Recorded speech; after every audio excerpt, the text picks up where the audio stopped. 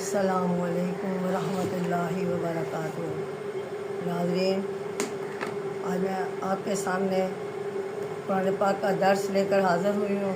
उम्मीद है आप इसे गौर से सुनेंगे और मेरा साथ देंगे और मेरे सब्सक्राइब करके मेरी हौसला अफजाई करेंगे। शुक्रिया आपका मेरे साथ रहने का। अल्लाह ताला का नाम लेकर हम अपना दर्स शुरू करते हैं ताकि अल्लाह ताला की मदद हमारे साथ हो जाए और ज़िंदगी के हर मैदान में हम कामयाब हो जाएं। अब मैं आपके सामने कुरान पाक की सूरत निसा का दर्स पेश करूँगी। आऊज़ु बिल्लाहि मिनश शैतानिर रजीम, बिस्मिल्लाहिर रहमानिर रहीम। आमनर रसूलु बिमा उन्ज़िला इलैहि मिन रब्बिही वल मुमिनून कुल आमना बिल्लाहि व मलाइकतिही व कुतुबिही व रुसुलिही ला नुफ़र्रिक़ु बैना अहदिम मिन रुसुलिही क़ालू समिअना व अतअना गुफ़्रानक रब्बना व इलैकल मसीर।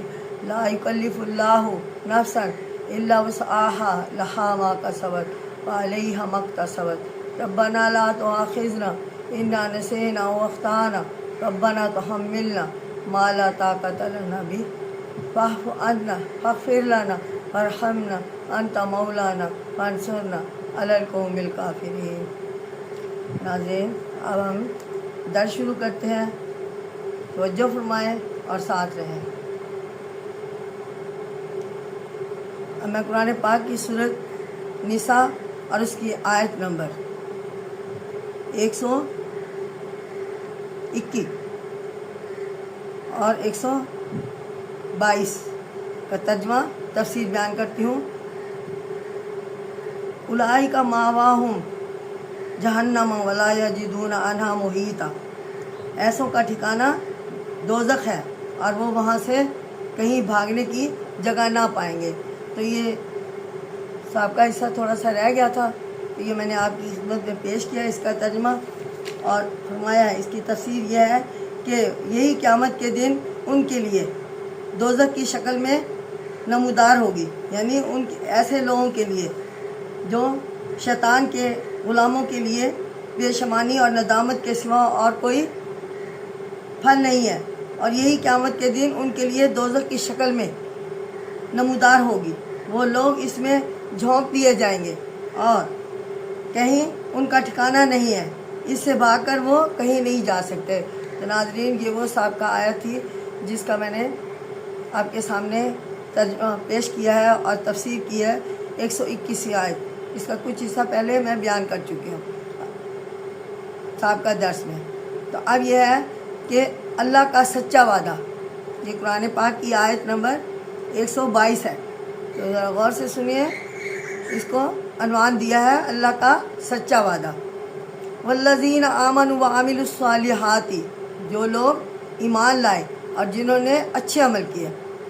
आमनु ईमान लाए, सालिहाती व आमिलुस सालिहाती अच्छे अमल, यानी अमल करना और वो भी अच्छे। यहाँ पे है सनुदखिलुहुम जन्नातिन तजरी मिन तहतिहल अनहार खालिदीन फ़ीहा अबदन। यहाँ पे है फरमाया अल्लाह ताला ने कि हम उनको बागों में दाखिल करेंगे, यानी जो लोग ईमान लाए मोमिन लोगों के बारे में फरमाया गया है कि उन लोगों को बागों में दाखिल करेंगे जिनके नीचे बहती हैं नहरें और उनमें अनहार, नहर को कहते हैं खालिदीन फ़ीहा अबदन, और इसमें हमेशा रहेंगे।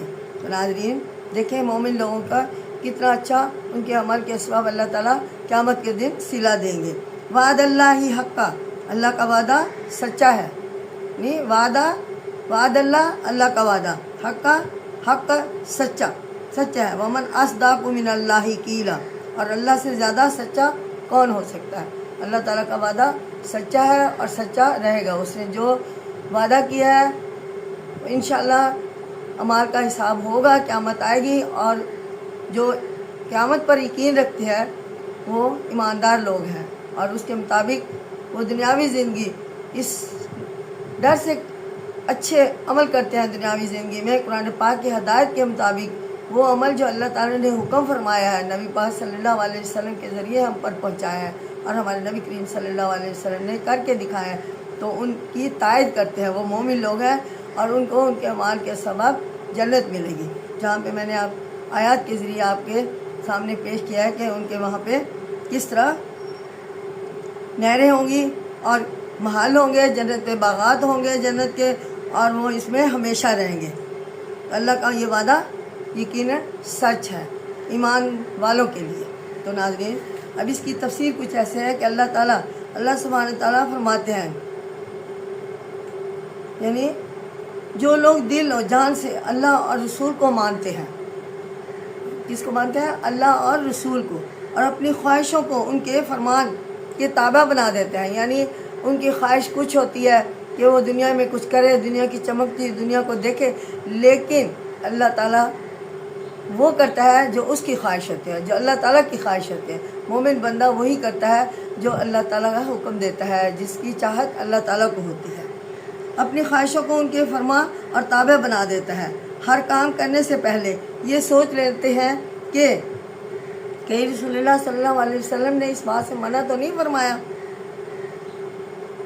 انہیں یقین ہے کہ ہماری بھلائی اور بہتری اسی کام میں ہے یا ہو سکتی ہے جس کے کرنے کی ہمیں آپ نے اجازت دی ہے، یعنی اللہ تعالیٰ کے حکم کے مطابق نبی پاک صلی اللہ علیہ وسلم نے اجازت دی ہے، اور اس کے کرنے سے منع کیا ہے وہ، یعنی وہ کام جن کا اللہ تعالیٰ نے نہ کرنے کا کہا ہے، اس کا نبی پاک صلی اللہ علیہ وسلم نے ہی ہمیں منع کیا فرمایا ہے۔ وہ اپنی عقل کو رسول اکرم صلی اللہ علیہ وسلم کی عقل کے سامنے کسی گنتی میں نہیں لاتے، یعنی وہ جو کچھ بھی کرتے ہیں وہ یہ سوچ لیتے ہیں کہ آیا یہ نبی پاک صلی اللہ علیہ وسلم نے کام کیا، یا نبی پاک صلی اللہ علیہ وسلم نے ہمیں کام کرنے کا حکم دیا، اس کے مطابق وہ اپنا کام کرتے ہیں اور اپنی عقل کو ان کے تابع کرتے ہیں، اور ان سے کم تر اپنی عقل کو سمجھتے ہیں، اور اس کی آپ صلی اللہ علیہ وسلم کی عقل کے مطابق جو کام صحیح ہوتا ہے وہ کرتے ہیں، جو انہوں نے کیا ان کی سنت پوری کرتے ہیں۔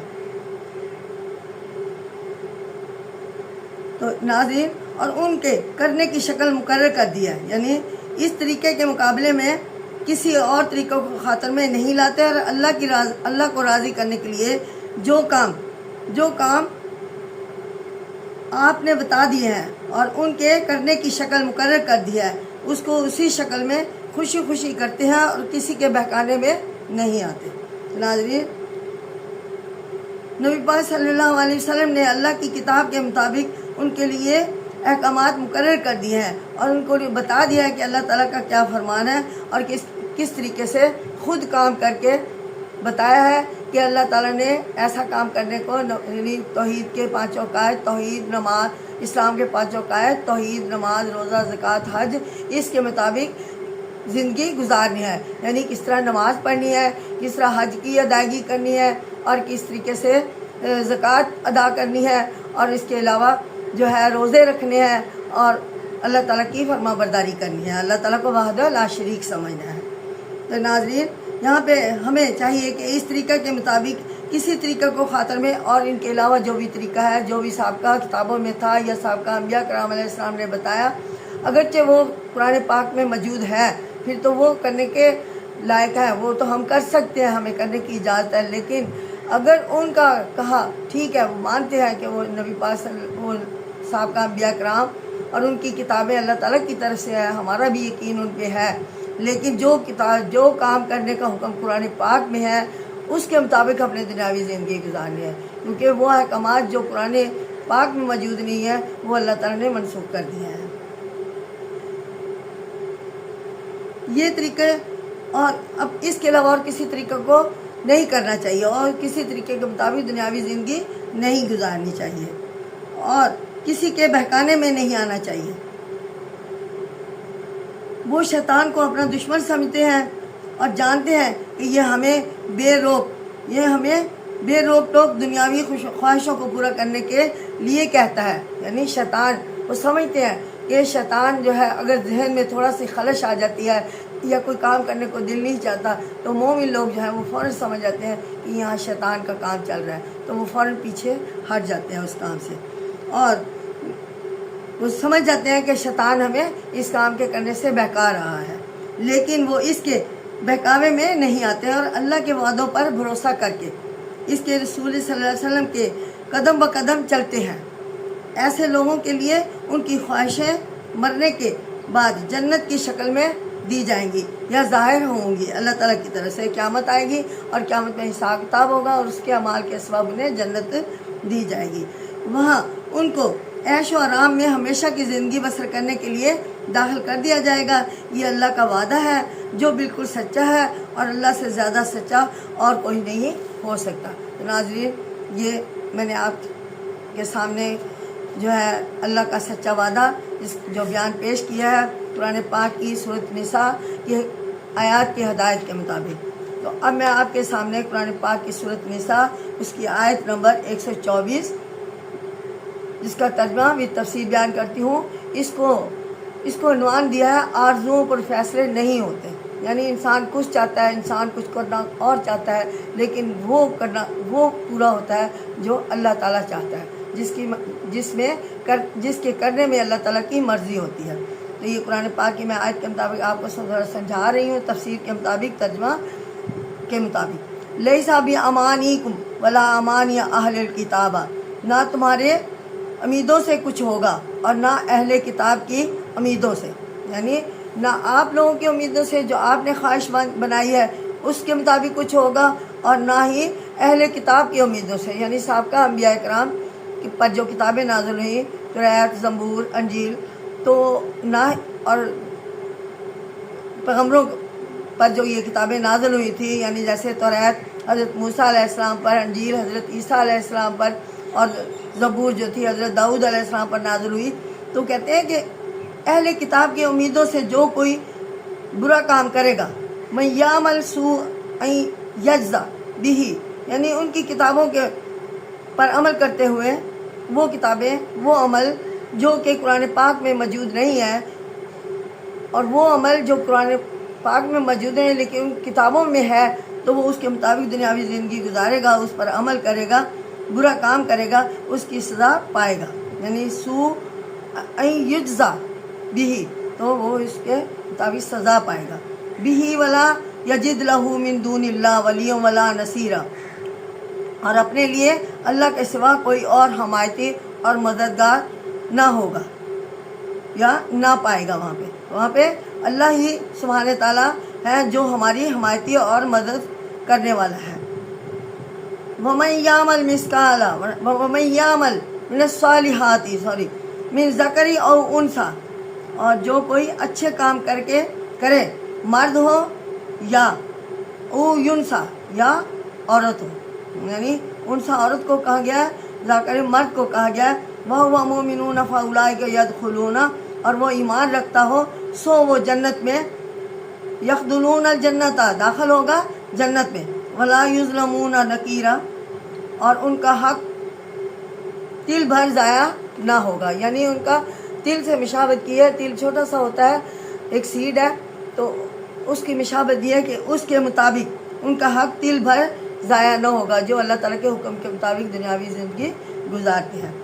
تو اس لیے ناظرین، اب میں اس آیت کی تفسیر کچھ ایسے کرتی ہوں کہ عذاب ثواب والی اس قسم کی آیات کو سن کر یہودی اور عیسائی کہتے تھے، یعنی یہودیوں کو جب یہ آیات آئی اور ان آیات کے مطابق جو کام کرنے کا حکم دیا، تو یہودیوں نے کہا، یہودی اور عیسائی کہتے تھے کہ ہمیں اس کی پرواہ نہیں، کیونکہ ہم اللہ کے خالص بندے ہیں. تو ان کا کہنا تھا کہ ہم اللہ تعالیٰ کے خالص بندے ہیں، ہمیں عذاب نہیں ہو سکتا. یہودی کہتے ہم اللہ کے نعوذ باللہ بیٹے ہیں، ہمیں عذاب کیسے ہو سکتا ہے. اور اس کے علاوہ نصاری کا عقیدہ یہ ہے کہ ہمارے گناہوں کے بدلے مسیح علیہ السلام نے پھانسی پر جان دے دی، اس لیے کہ ہمارے گناہوں کی پکڑ نہ ہوگی. اور بنی اسرائیل کے لوگ اس کے علاوہ اور جو تھے وہ کہتے تھے کہ ہمارے باپ دادا میں جو ہے بڑے انبیاء کرام آئے ہیں، ہماری بنی اسرائیل جو تھا وہ اس کی قوم کے لوگ جو تھے وہ یہ عقیدہ رکھتے تھے کہ ہماری جو ہے قوم میں سے زیادہ پیغمبر ہوئے ہیں، اس لیے ہمیں کوئی گناہ نہیں ہوگا. اور اللہ تعالیٰ کو جو ہے ہماری قوم میں اتنے پیغمبر چنے ہیں اور ان سے بہت زیادہ محبت تھی، اس لیے ہم بھی ان کی قوم جو ہے وہ ان کی لاڈلی قوم ہے. تو یہ غلط بات ہے، اس لیے کہ ہمارے گناہوں کی پکڑ نہ ہوگی. اب ہم چاہے کچھ کریں ہمیں عذاب نہ ہوگا. ان سب کا جواب ان آیتوں میں دیا گیا ہے.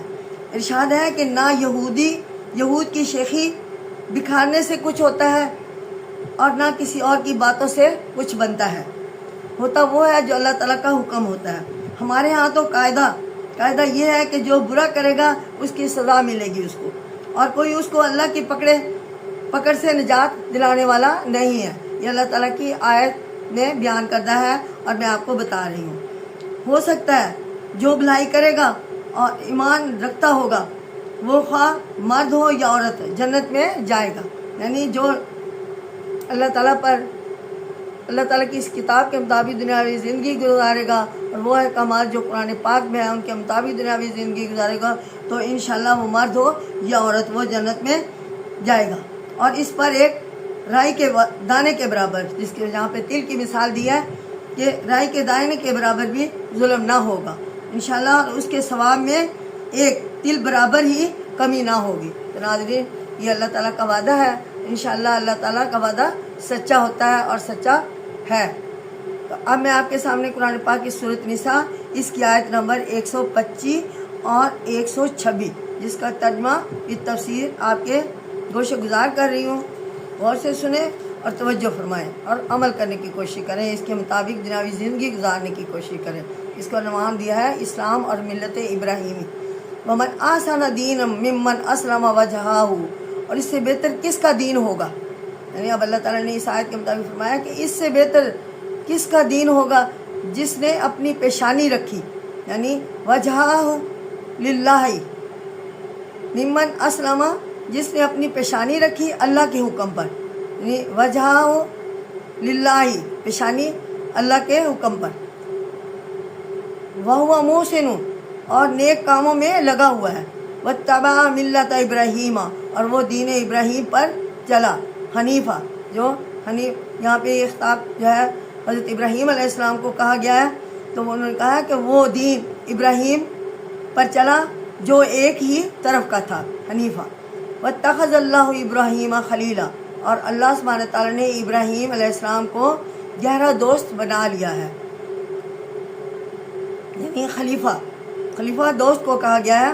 وللہ، یعنی یہاں پہ حضرت ابراہیم علیہ السلام کے بارے میں کہا گیا ہے کہ حضرت ابراہیم علیہ السلام کو اللہ تعالیٰ نے اپنا دوست بنا لیا ہے۔ وَلِلَّهِ مَا فِي السَّمَاوَاتِ وَمَا فِي الْأَرْضِ، اور اللہ ہی کا ہے جو کچھ زمین آسمان میں ہے، وَمَا فِي الْأَرْضِ، اور جو کچھ زمین میں ہے، یعنی آسمان اور زمین میں جو کچھ بھی ہے سب اللہ تعالیٰ ہی کا ہے، اور اللہ تعالیٰ ہی کا ہے ان پر حکم چلتا ہے۔ چاند، سورج، ستارے، جو بھی آسمان پر گردش کر رہے ہیں، چرند پرند، نباتات، جو مختلف قسم کی ہمارے لیے معاشیات پیدا کرتی ہے، زمین، بارش کا برسنا اور مردہ زمین کو زندہ ہونا، یعنی نئی فصل کے لیے تیار ہونا، یہ سب چیزیں جو ہے وہ اللہ تعالیٰ ہی کے حکم سے ہیں، اور اللہ تعالیٰ ہی نے کا نظام ہے جو جس وجہ سے یہ ہمارے لیے ذریعہ معاشات تیار کرتی ہے زمین، اور اس کے علاوہ آسمان پر جو سورج، چاند، ستارے گردش کرتے ہیں اور سمندر،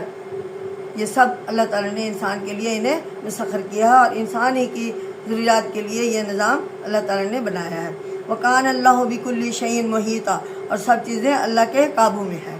تو ناظرین، اب میں آپ کے سامنے یہ اس آیات کی تشریح بیان کرتی ہوں، جو یہ ہے کہ تمام انسانوں کے لیے چاہیے وہ زمین کے کسی حصے پر رہتے ہوں، وہ اپنے آپ کو یہودی کہتے ہیں یا عیسائی یا مسلمان کچھ اور، ایک قاعدہ مقرر ہو چکا ہے جس کا ٹوٹنا محال ہے کہ جو کرے گا سو بھرے گا۔ کوئی یہ عمل، کوئی یہ خیال نہ کرے کہ ہم کو ہمارے پیشوا یا ہمارے رشتہ دار ہمارے برے کرتوتوں کی سزا سے بچا لیں گے، جیسے عیسائی کہتے ہیں حضرت عیسیٰ خود تکلیفیں اٹھا کر ہمارے بدلے خود قربان ہو کر ہمارے گناہوں کا کفارہ دے چکے ہیں، اور ہم سزا سے بے فکری میں ہیں، جو کرے ہماری پکڑ نہ ہوگی۔ یہ ان آیتوں پر صاف کھول کر کہہ دیا گیا ہے کہ دین ان کا سب سے اچھا ہے، اور جو دل سے اللہ کی طرف جھک چکے ہیں اور اس کے مقررہ شریعت اسلام پر خوشی خوشی عمل کر رہے ہیں، اور حضرت ابراہیم علیہ السلام کے طریقے کو جو سب کو چھوڑ کر ایک اللہ کے ہو رہے تھے، اور اللہ نے ان کو سچا دوست مان لیا تھا اور دل و جان سے قبول کر چکے ہیں، یعنی اللہ تعالیٰ کو سچا دوست مان لیا تھا اور دل و جان سے قبول کر چکے ہیں۔ ظاہر ہے کہ یہ ساری خوبیاں صحابہ کرام میں ہی پائی جاتی ہیں۔ اس کے بعد فیصلہ سنا دیا گیا کہ ساری چیزیں اللہ کے فیصلے میں ہے، وہی سب کا مالک ہے اور اسی کے آگے کسی کی کچھ نہیں چل سکتی۔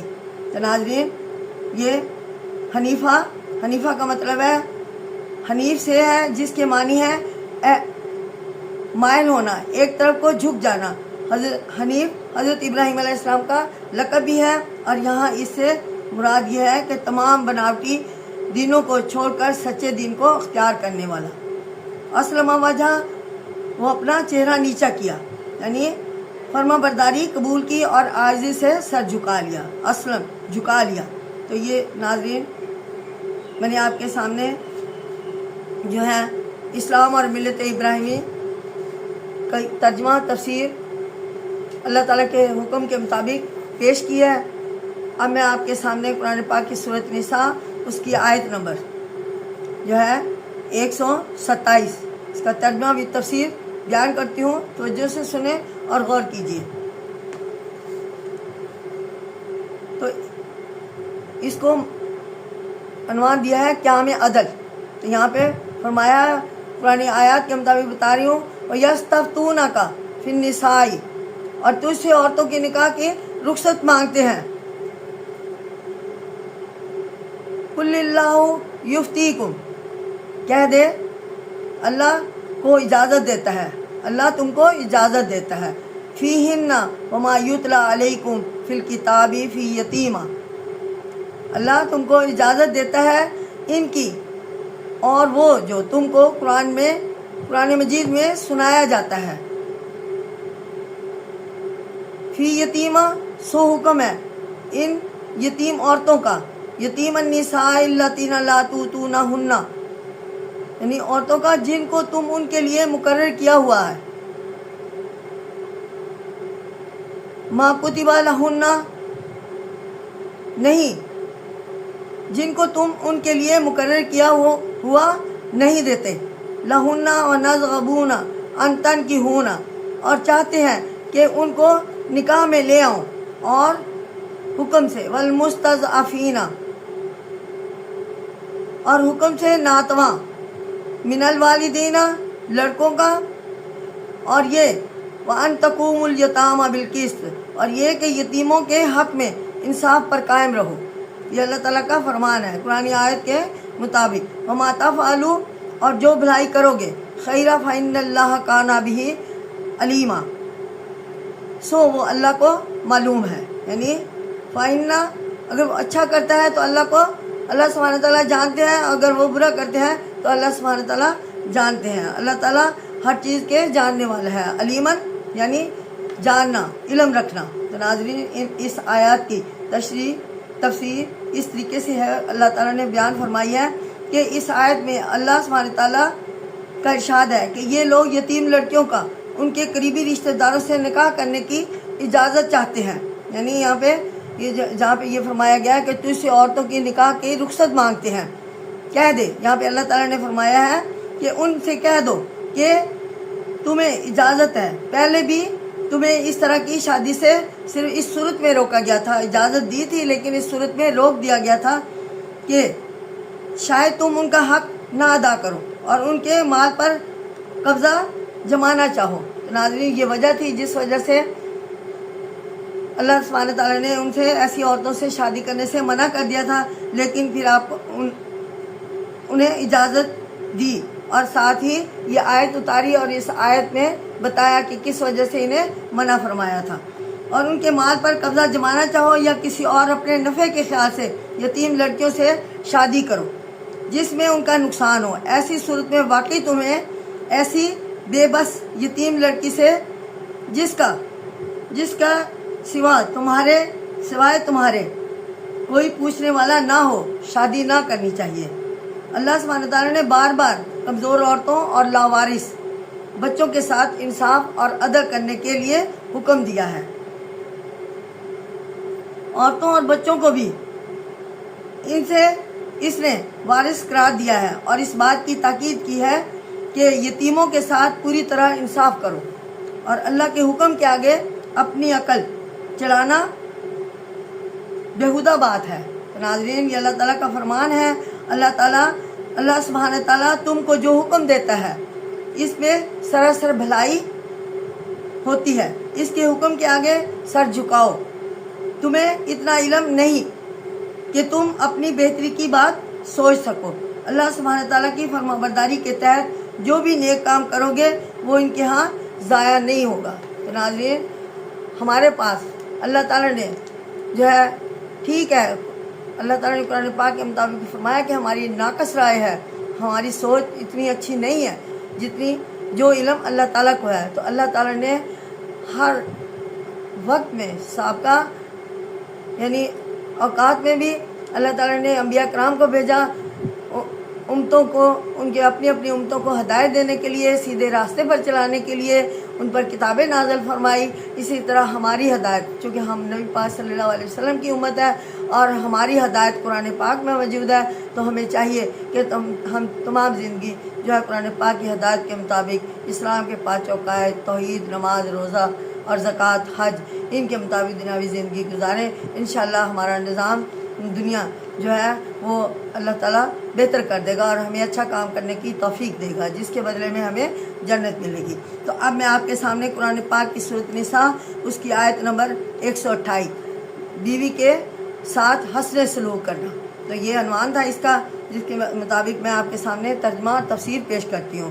وَإِنِ امْرَأَةٌ خَافَتْ مِن بَالِهَا نُشُوزًا، اور اگر کوئی عورت اپنے خاوند کے لڑنے سے ڈرے، یعنی خافت خفا ہونا، من بالیہا نشوزن او اعراضن فلا جناح علیہما ان یصلیحا، یا جی بھر جانے سے یعنی اپنے خاوند کے لڑنے سے یا ان کے خوف کھانے سے یعنی غصہ ہونے سے ڈرے یا ان کا اپنے خاوند سے جی بھر جائے، جی بھر جانے سے، تو دونوں پر کچھ گناہ نہیں فلا جناح علیہ، پھر دونوں پر کوئی گناہ نہیں، ان یصلیحا، کہ آپس میں کسی طرح صلح کر لے، بینہما صلحن، یعنی یصلیحا بینہما صلحن، یعنی وہ آپس میں صلح کر لے، اور صلح خوب اچھی چیز ہے، والصلح خیرہ،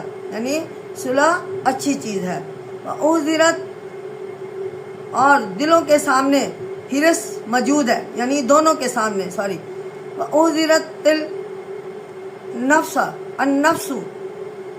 انفس شوہا، یعنی دونوں کے سامنے حرص موجود ہے، وَإِن تَحْسِنُوا وَتَتَّقُوا، اور اگر تم نیکی کرو اور پرہیزگاری کرو، وَإِن تَحْسِنُوا تَتَّقُوا، یعنی تم نیکی کرو، تَتَّقُوا پرہیزگاری کرو، وَإِنَّ اللَّهَ كَانَ بِمَا تَعْمَلُونَ خَبِيرًا، تو اللہ کو تمہارے سب کاموں کی خبر ہے۔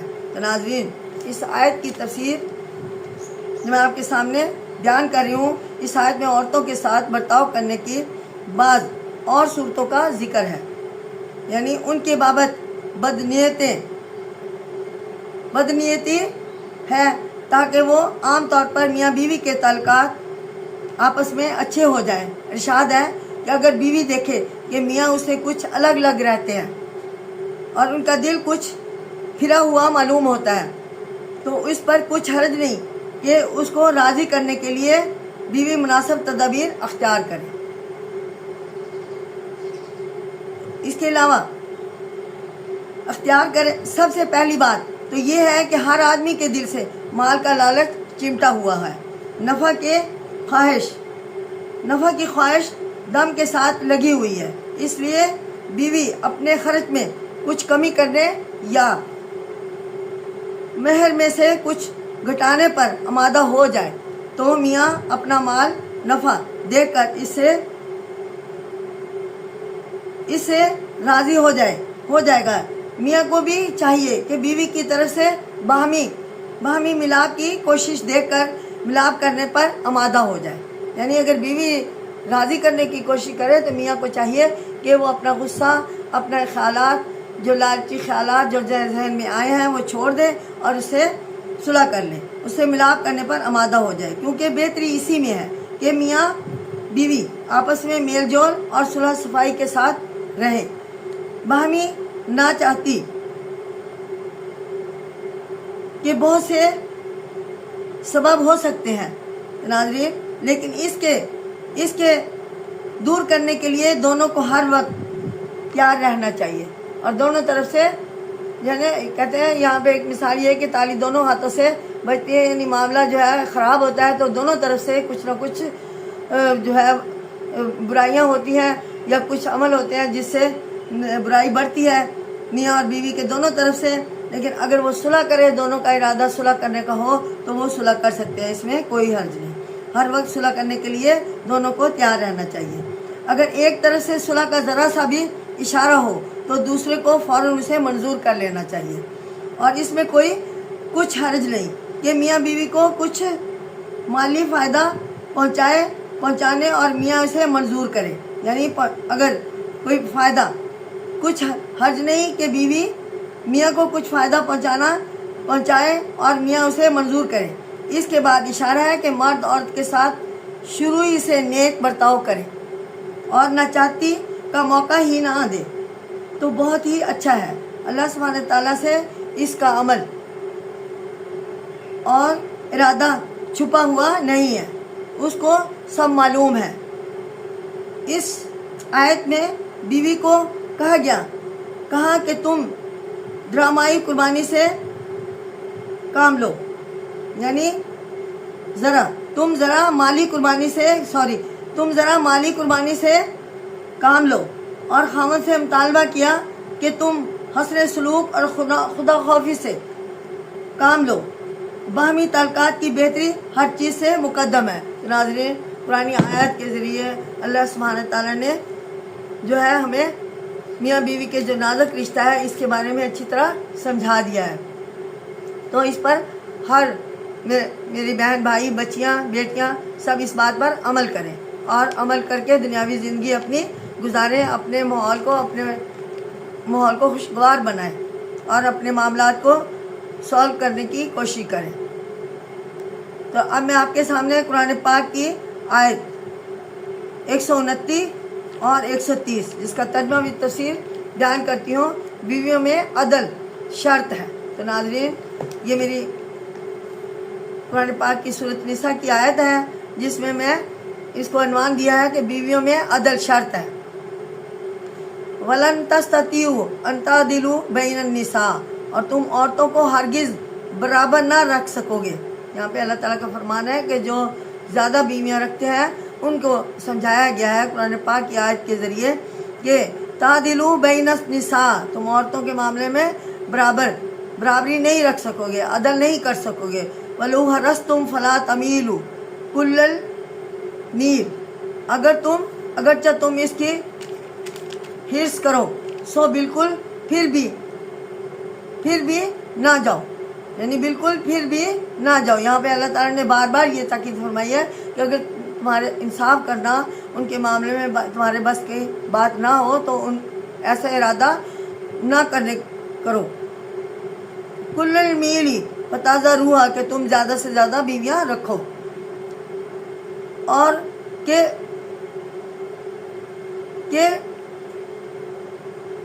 ڈھال رکھو ایک عورت، یعنی زیادہ بیویاں سے نکاح نہ کرو. اور ایک عورت کالمعلقۃ، ایک عورت کو جیسے ادھر میں لٹکتی. وَإِن تُصْلِحُوا، اور اگر صلح کرتے رہو. وَتَتَّقُوا فَإِنَّ اللَّهَ كَانَ غَفُورًا رَحِيمًا، اور پرہیزگاری کرتے رہو تو اللہ بخشنے والا مہربان ہے. یہ اس کے ساتھ ہی یہ اللہ تعالیٰ نے فرمایا کہ اگر تم ان میں انصاف کر سکتے ہو تو اور اللہ کے حکم کے مطابق پرہیزگاری سے زندگی گزار سکتے ہو، دونوں کے ساتھ معاون رویہ اختیار کر سکتے ہو تو اللہ بخشنے والا اور مہربان ہے. وَإِذْ يَتَفَرَّقَا، युगनिल्लाह, और अगर दोनों जुदा हो जावें तो अल्लाह हर एक को बेपरवाह है। कुल्ला मिन सआतिही, बेपरवाह कर देगा अपनी कुशाइश से। वकान अल्लाह वासियन हकीमा, और अल्लाह कुशाइश वाला और तदबीर जानने वाला है। यानी अल्लाह ताला जानता है कि तुम्हारे बारे में तुम जो कुछ करते हो, तुम्हारे ख्यालात से अल्लाह ताला वाक़फ़ है। तो नाज़रीन, अरब में इस्लाम से पहले जितनी औरतों से चाहते थे शादी कर लेते थे, कोई हद मुकर्रर ना थी। ये तफसीर है जिसके बारे में मैं आपको बता रही हूँ कि इसके बाद यानी शादी कर लेते थे, कोई हद मुकर्रर ना थी। तो यहाँ बताया गया कि इसके बाद वो उनको बेपरवाही के साथ पड़ा रहने देते, किसी को पूछा किसी को ना पूछा। इस्लाम ने इसको पसंद नहीं किया। नाज़रीन, यहाँ पे अल्लाह ताला की कुरान पाक में आयत नाज़िल हुई है और इंसान को समझाया है अल्लाह ताला ने कि इस्लाम ने ऐसी तदबीर अख्तियार की जिससे ये रिवाज रफ्ता रफ्ता ख़त्म हो गया या ख़त्म हो जाए। बहुत सी शादियों की इस्लाह पहले तो यही से शुरू की कि औरतों को उनके गिरे हुए मर्तबे से उठाया और मर्दों को सिखाया कि ये महज तुम्हारी शहवत पूरी करने के लिए ना सोचने समझने वाली बेजान मूर्तें नहीं है जिनसे जैसे जी चाहे काम लो। वो अपने माल के मालिक हैं, उनको विरसा मिलेगा और उनको तुम्हें अपने बहुत से मामलात में बराबर का मददगार और हिस्सादार मानना पड़ेगा।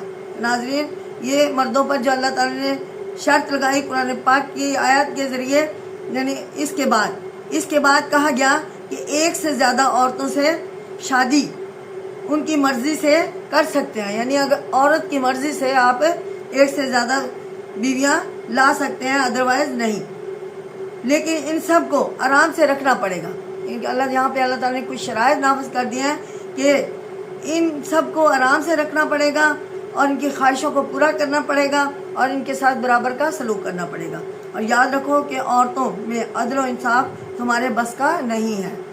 तुम देखोगे कि कोशिश और अच्छी नीयत के बावजूद भी तुम उन पर पूरा इंसाफ नहीं कर सकते। तुम्हारे लिए यह हरगिज़ रवा नहीं कि एक तरफ ज़्यादा झुके रहो और दूसरी को इधर उधर में लटका रखो या इग्नोर करो। और अगर देखो कि तुम निबाह नहीं कर सकते तो तलाक दे दो, तो उन्हें फारिग कर दो, उनको अपने कब्जे में ना रखो।